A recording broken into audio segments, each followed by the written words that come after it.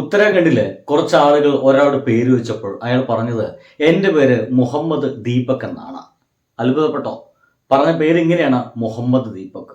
അതോടുകൂടി അവിടെ പെട തുടങ്ങിയതാണ്. കാര്യം അറിയില്ലെങ്കിൽ നമുക്ക് ആദ്യം വീഡിയോ കാണാം.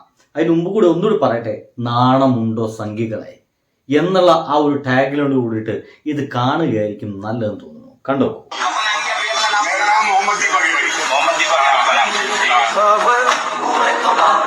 മുഹമ്മദ് ദീപക്.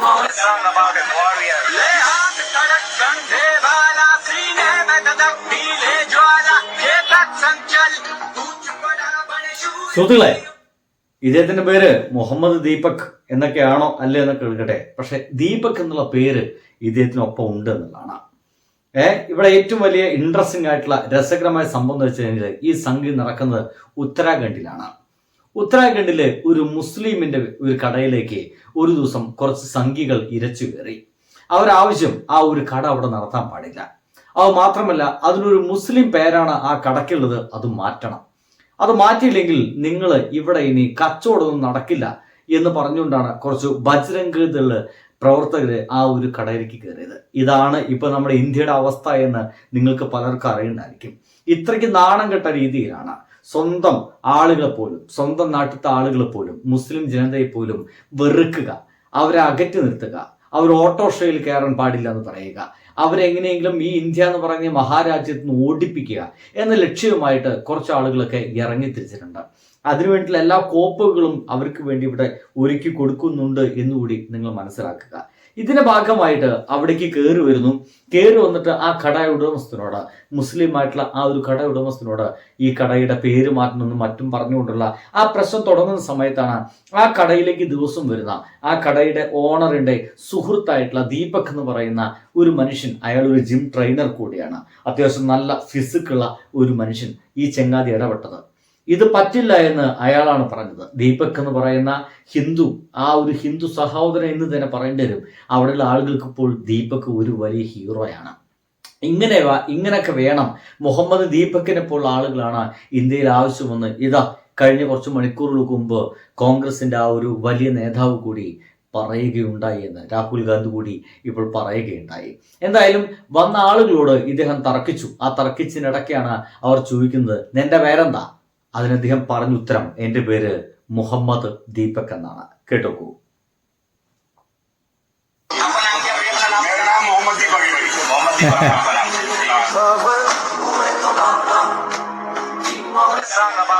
എങ്ങനെയുണ്ട്? എൻ്റെ പേര് മുഹമ്മദ് ദീപക് എന്നാണ് അദ്ദേഹം ഒരു മടിയും കൂടാതെയാണ് ആ സംഖ്യകൾക്ക് വേണ്ടി ഉത്തരം കൊടുത്തത്. നാണമില്ല സംഖ്യകളെ.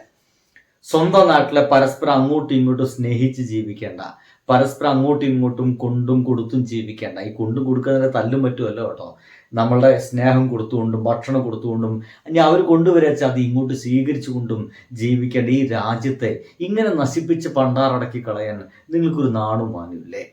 ഇത്രയധികം വിദ്യാഭ്യാസമില്ല, ഇത്രയധികം ഒരു ബോധമില്ല നിങ്ങൾ ജീവിച്ചുകൊണ്ടിരിക്കുന്നത്. നിങ്ങൾ ചുറ്റും ഒന്ന് കണ്ണോടിച്ച് നോക്കുന്നത്, എന്താണ് നിങ്ങളുടെ ജീവിതാവസ്ഥ? എത്ര ദരിദ്രാവസ്ഥയിലാണ് നിങ്ങൾ പോയിക്കൊണ്ടിരിക്കുന്നത്? അതിനൊരു മാറ്റം വേണമെന്നതിൻ്റെ ഭാഗമായിട്ട് ചില രാഷ്ട്രീയ മാറ്റങ്ങൾ വേണമെന്നൊക്കെ നിങ്ങൾക്ക് ആഗ്രഹിക്കാനുള്ള ഊള പോലും നിങ്ങൾക്കില്ലേ? നിങ്ങളുടെ കുട്ടികൾ എവിടെയാണ് പഠിക്കുന്നത്? നിങ്ങളുടെ കുട്ടികൾ പഠിച്ചിട്ട് എവിടെയാണ് എത്തുന്നത്? നിങ്ങളുടെ കുട്ടികൾക്ക് നല്ല ഭാവി വേണ്ടേ? നല്ല ജോലി വേണ്ടേ? ഒരു നല്ല വീട് വേണ്ടേ? ജീവിക്കാൻ പറ്റുന്ന നല്ലൊരു സാമൂഹിക അന്തരീക്ഷം വേണ്ടേ?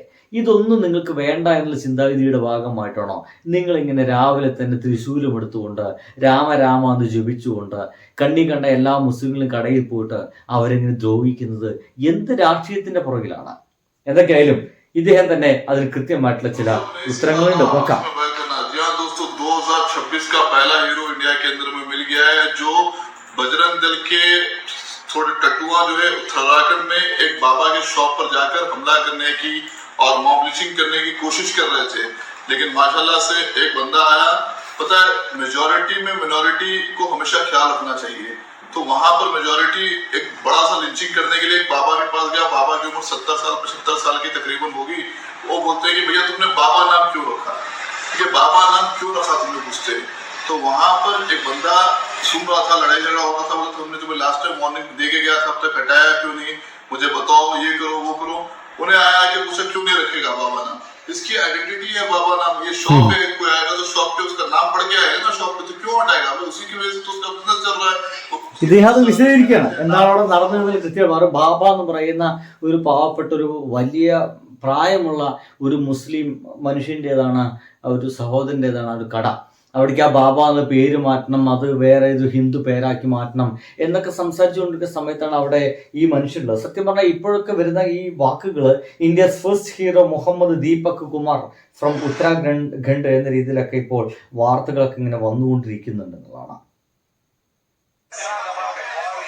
വേറെ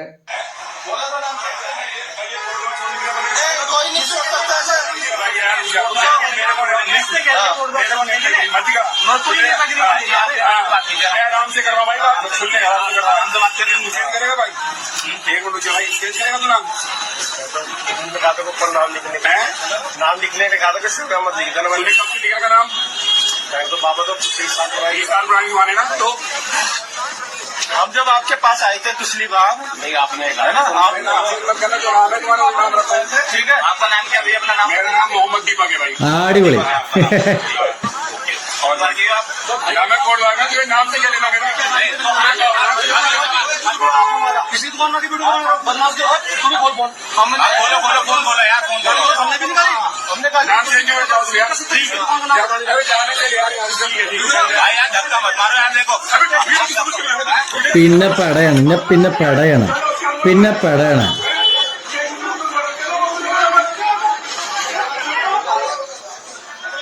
ഇത് തന്നെ ഉള്ളൂ. ഇന്ത്യയിലെ ഇങ്ങനത്തെ ചില ആൺകുട്ടികളുണ്ടല്ലോ, ഇങ്ങനെ നമുക്ക് അഭിമാനം തോന്നുന്ന, ഇനിയിപ്പോൾ ഒരു മുസ്ലിങ്ങളുടെ പക്ഷത്ത് നിന്നൊക്കെ നമ്മൾ അവരുടെ ഒരു ഭാഗത്ത് നിന്നൊക്കെ സംസാരിക്കണമെങ്കിൽ അവർക്ക് തന്നെ അഭിമാനം തോന്നുന്ന ഇത്തരത്തിലുള്ള ചില ഹിന്ദു സഹോദരന്മാർ മനുഷ്യത്വത്തിന് വേണ്ടിയിട്ട്, മനുഷ്യരുടെ ഏറ്റവും നല്ല ഭംഗിയുള്ള ജീവിതത്തിന് വേണ്ടിയിട്ടൊക്കെ ശ്രമിച്ചുകൊണ്ടിരിക്കുന്ന ഇത്തരത്തിലുള്ള ചില ഹിന്ദുക്കളൊക്കെ ഉത്തരാഖണ്ഡിൽ അടക്കമുള്ള സ്ഥലത്തൊക്കെ ഉണ്ട് എന്നുള്ളതാണ് ഞാൻ സംസാരിക്കുന്നത്.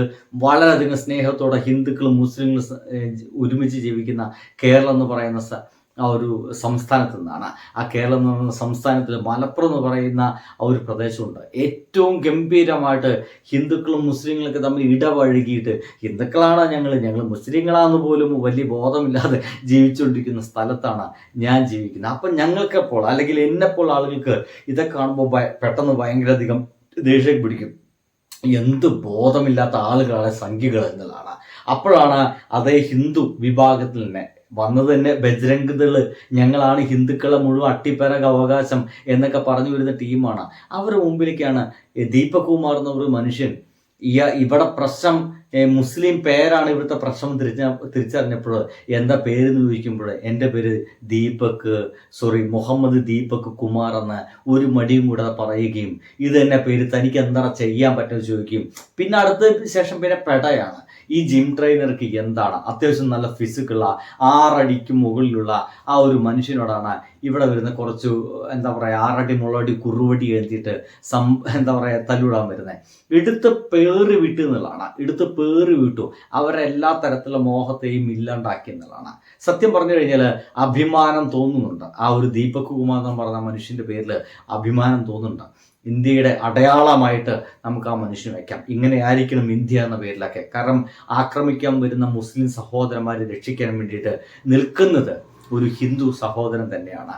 ആക്രമിക്കാൻ വേണ്ടിയിട്ട് ഹിന്ദുക്കളാണ് വരുന്നത്. പക്ഷേ അതേ ഹിന്ദുക്കളിൽ നിന്ന് തന്നെ പെട്ട ഒരു ദീപക് കുമാർ എന്ന് പറയുന്ന ഒരു മനുഷ്യനാണ് ആ മുസ്ലിങ്ങളെ സംരക്ഷിക്കാൻ വേണ്ടിയിട്ട് മുന്നിൽ നിന്ന് ഫൈറ്റ് ചെയ്തെന്നുള്ളതാണ്. ആ ഒരു കടയിൽ നിന്ന് ഫൈറ്റും എല്ലാം മാറിയിട്ട് നിരത്തിലേക്ക് എത്തുകയും നിരത്തിൽ നിന്ന് പോലും ആ മനുഷ്യൻ അടിച്ചു ഓടിപ്പിക്കുകയാണ് ആ ഒരു തീവ്രവാദ സ്വഭാവമുള്ള ആളുകൾ എന്നുള്ളതാണ്. ഇങ്ങനെയൊക്കെയുള്ള മനുഷ്യർ തന്നെയാണ് നമ്മുടെ ഇന്ത്യ മഹാരാജ്യത്തെ മുന്നോട്ട് കൊണ്ടുപോകുന്നത്. ഒരു സംശയമില്ല, ഇങ്ങനത്തെ ആളുകളൊക്കെ തന്നെ വേണമെന്നുള്ളതാണ്. जय सिया राम, अस्सलाम वालेकुम, सत श्री अकाल, केम छो? അടിപൊളി. ना मैं हिंदू हूँ ना मैं मुसलमान. എങ്ങനെയുണ്ട്? ഒരേ സമയം പറയുന്നു ജയ് ശ്രീരാം ആൻഡ് അസ്സലാം വലൈക്കും. ഒരു മടിയുമില്ല. ദീപക് കുമാർ എന്ന് പറയുന്ന ഈ മനുഷ്യന് അങ്ങനെ വിളിച്ചു പറയാൻ, അങ്ങനെ ഒരു സംഗതി പറയാൻ ഒരു മടിയില്ല എന്നുള്ളതാണ്. ना मैं सिख हूँ ना मैं ईसाई हूँ. सबसे पहले मैं एक इंसान हूँ, क्योंकि मरने के बाद मुझे जवाब भगवान को देना है, इंसानियत को देना है, ना कि किसी धर्म को देना है. कुछ टाइम से आप एक चीज नोटिस कर रहे होंगे कि सोशल मीडिया पर एक वीडियो बहुत तेजी से वायरल हो रही है. हिंदू मुसलमान को लेकर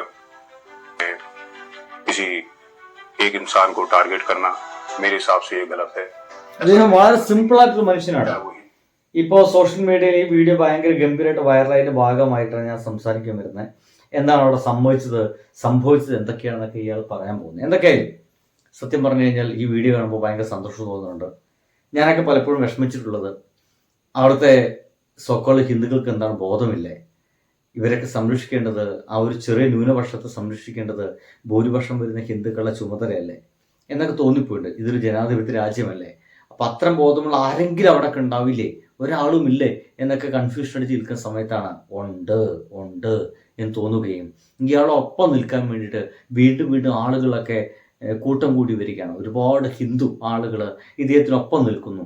നമുക്ക് നമ്മുടെ സഹോദരന്മാരായിട്ടുള്ള മുസ്ലിം സഹോദരങ്ങളെ സംരക്ഷിക്കണമെന്ന് ബോധ്യവുമായിട്ട് കൂടെ നിൽക്കുന്നു എന്ന് കാണുമ്പോൾ രാജ്യം എല്ലാ മാറ്റങ്ങളിലേക്കാണല്ലോ എന്ന് തോന്നിപ്പോകുന്നു. ബൈ.